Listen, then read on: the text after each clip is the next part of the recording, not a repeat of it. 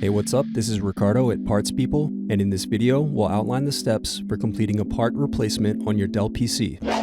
Visit our website and use this coupon for a 5% off discount.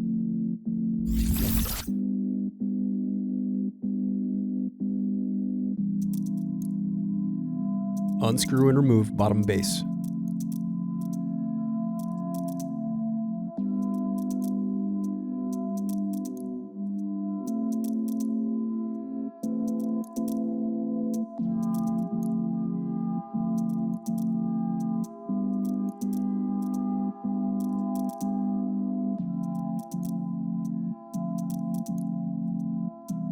Now unscrew and disconnect battery.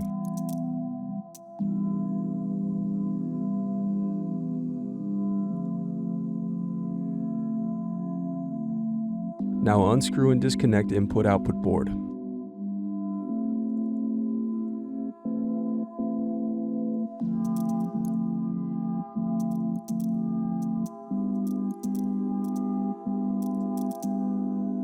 Thanks for watching.